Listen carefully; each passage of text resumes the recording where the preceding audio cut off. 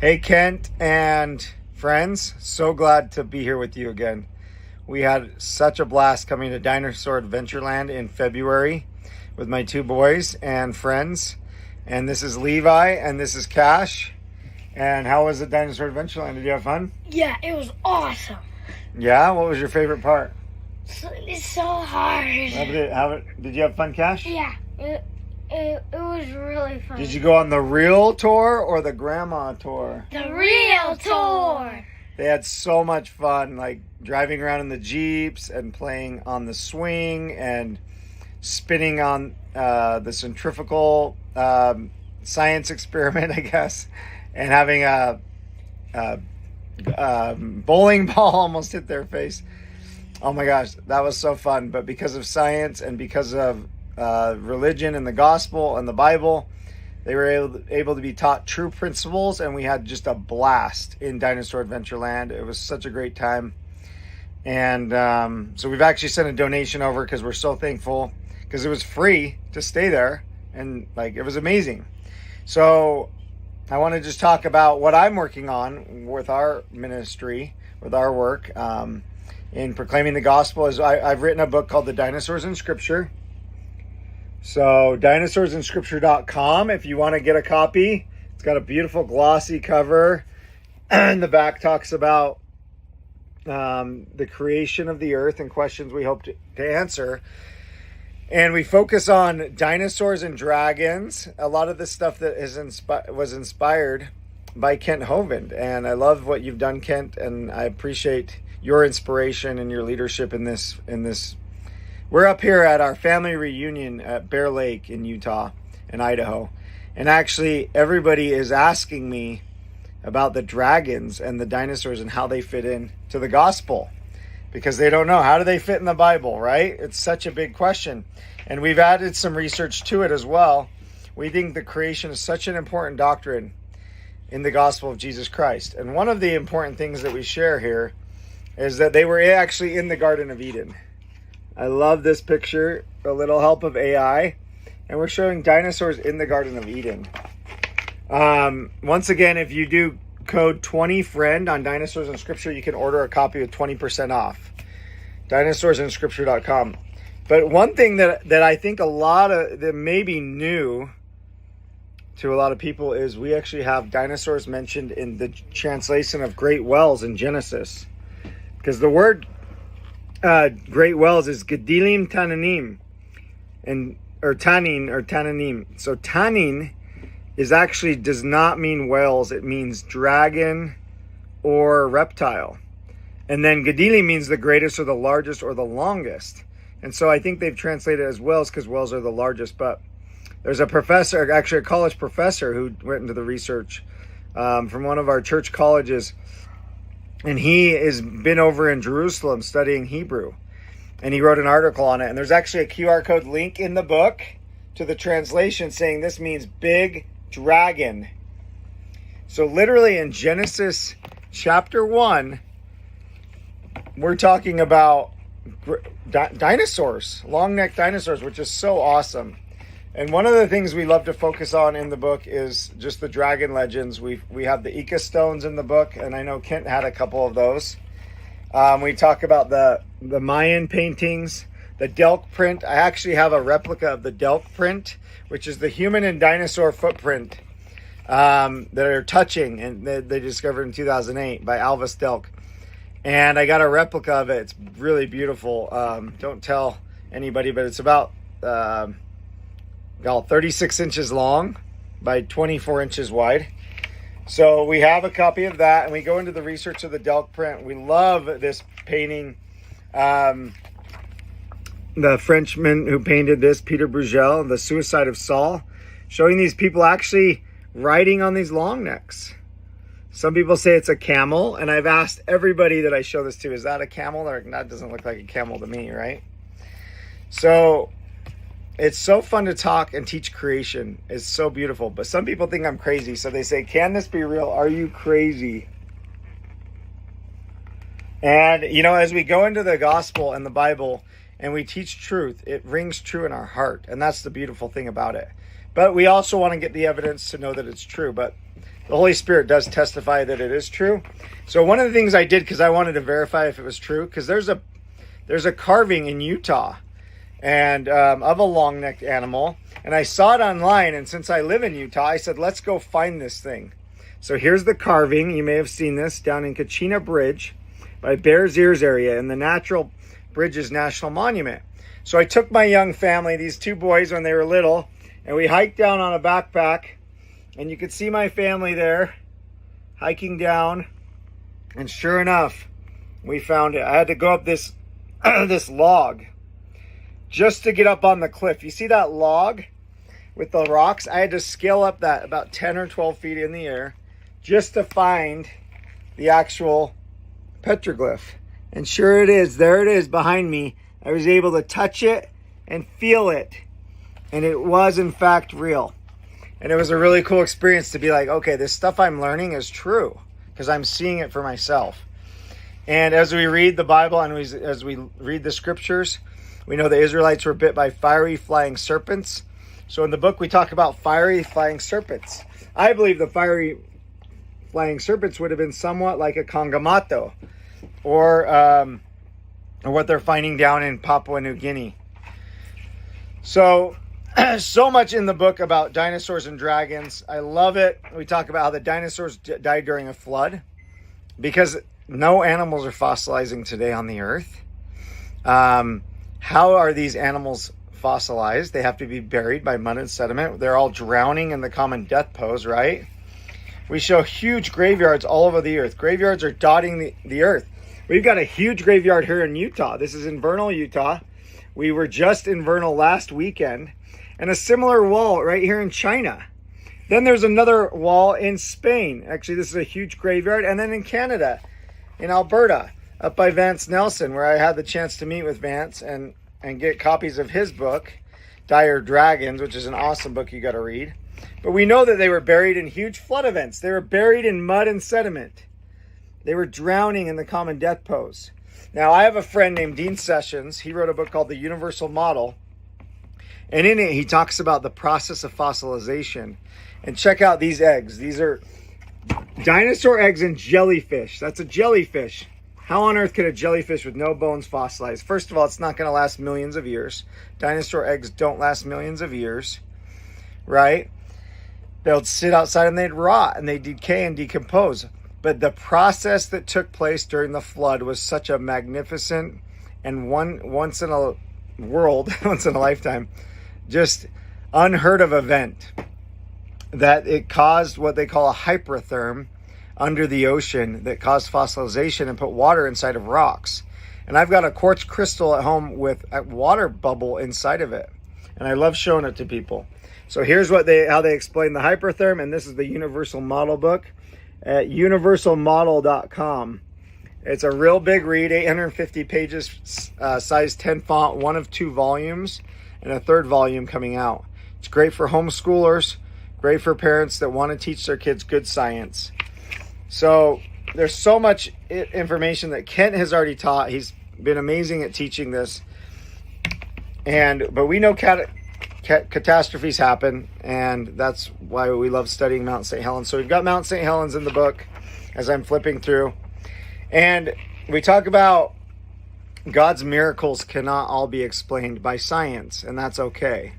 I have some friends recently, and they're religious people, and they said to me, Jeremy, there's no way Noah could have done it. He couldn't have fit all the animals on the ark. It's impossible. And I had all the explanations of how many animals he took, how he could have done it. You know, there's been so much study on it, and that it was possible with God's help. But I simply just asked them this question. I said, do you believe that Jesus walked on water? Do you believe that Jesus fed 5,000 from a few loaves of fishes? And they said, well, yeah. And all of a sudden they realized that they were explaining away the miracles of the Bible because of worldly opinions and views of the academics. And it was a wonderful discussion. Then we went on to talk to him about taking baby animals. And in the book, we talk about it. Science is limited. We say, look, Jesus walked on water, and we won't explain that with science. That's okay. Jesus raised Lazarus from the dead. He calmed the stormy sea. And as you can see, there's beautiful imagery in the book. So dinosaursinscripture.com if you want to order the book. 20% off with the code 20friend. We do go into Ron Wyatt's, and I loved hearing about Ron Wyatt yesterday. But we do go into some of Ron Wyatt's discoveries. I love him. We do have 17 QR code links to videos.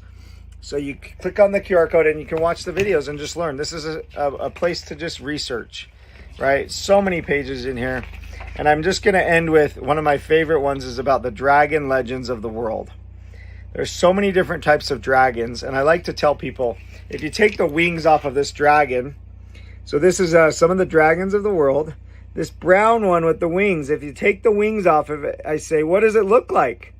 And they'll say, whoa, it looks kind of like a T-Rex or a raptor, a theropod.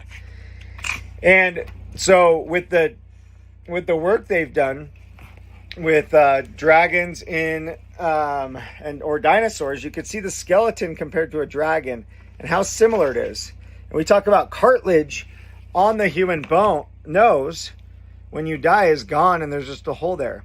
And so we don't know what kind of spikes or horns these animals might have had that was made from cartilage. We have some tortoises at home. And when a tortoise dies, all you see is the bones, right? But they have these huge spikes on their arms, and they're made purely of cartilage, and you won't see them after they die. So we believe when a dragon looks in the mirror, he sees a dinosaur looking back. So I just love this image. And the flag of Wales is a dragon, of course. Now, this is one of my favorites. Check out this skull, and I'm covering a piece of it because I want you to guess what it is. Is this skull a monster, or is it just, if a paleontologist was to find this in the ground, or would they realize it was just a hippo? Right? And similar with this one. Some people think this is a cyclops, but it's actually an elephant skull. So when the paleontologists that are doing their best, not all of them are in on it. You know, there's some good ones out there that are just following the narrative. But they are still teaching evolution, and hopefully we can enlighten them through more continued teaching. But they're doing the best they can. They pull the bones out of the ground. They don't know how the bones fit together. They don't know what the skin looked like. There's very few specimens that have been found with skin, right? And it still doesn't have the color. So that's why we've got pink Barney dinosaurs.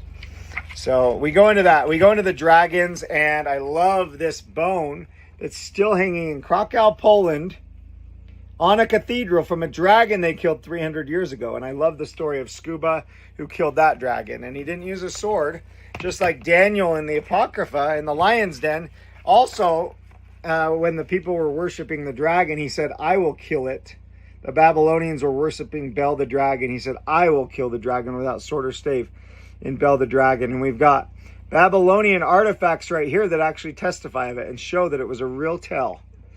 So Daniel fed the dragon tar and pitch, and it exploded. And probably some sulfur.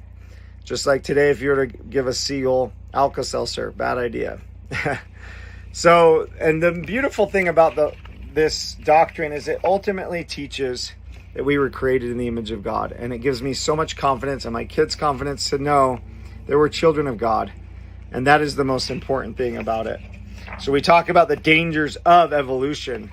And a lot of this is Kent's research that he shared. And I love Kent's philosophy. I'm not trying to build a castle. I'm just trying to win a war.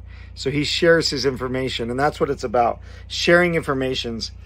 And we know that Bill Nye's just a nut job, and he's teaching false doctrine, teaching our kids that their gender's a spectrum. So we've got a page on Bill Nye on Netflix talking about all the terrible things he's doing, and why are they teaching our kids that they evolved from apes? It's a bunch of baloney, a bunch of huzzbaloo. But furthermore, it's dangerous because the school shooting in Columbine, on that day he wore a shirt that said natural selection. And I dug really deep into the Colorado standards of education. And I found out that in 1995, they began to require evolution to be taught in every school in Colorado. 1995, 4 years before that shooting, these kids were indoctrinated with the doctrines of evolution. And it's a dangerous ideology.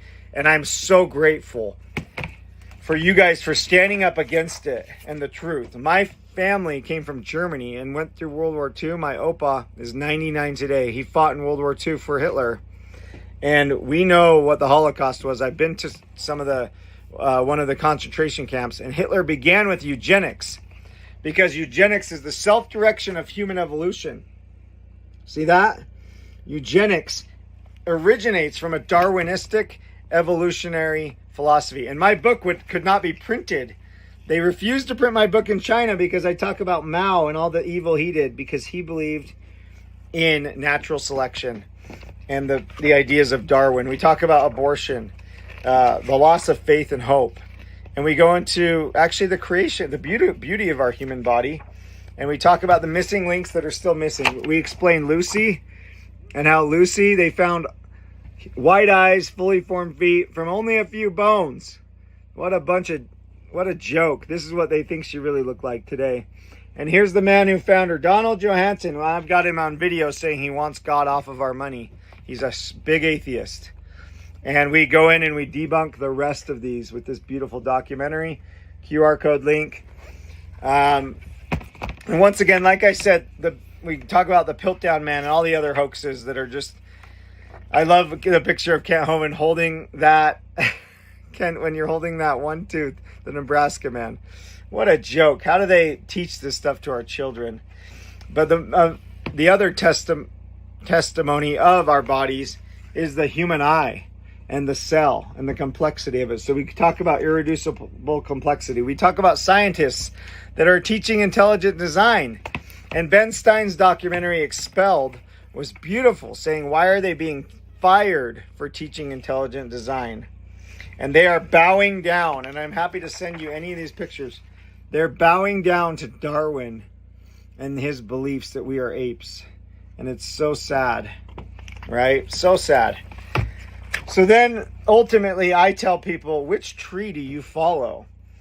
Do you follow the tree of life with Jesus leading us there? Or do you follow this tree of life that they sell on Amazon today, that we evolved from a worm or a slime or a reptile? That's so sad. But ultimately, at the end of the book, I close and say, what I'm trying to say is you are magnificent. You are intentionally created in God's image with love. Do you know that you're a child of God? What is more empowering than that? If you struggle with self-confidence, if you struggle in your life, know that God is there and you can pray to him and he will hear. And turn to God for love and for peace. And then in the back, we have some fun memes that we show. We talk about, why was Eve's computer so slow? Because she only had one byte. And just some fun memes. And at the very back, we even go into dinosaurs living today. Oh, there's Kent's interview, Kent, of the Mansi photo.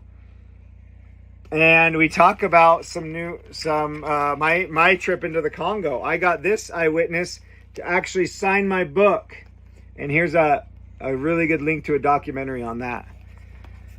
Thank you for allowing us to share this message. And we are so passionate about this with our book, The Dinosaurs and Scriptures, dinosaursandscriptures.com, aligning science and religion. And we love the gospel of Jesus Christ.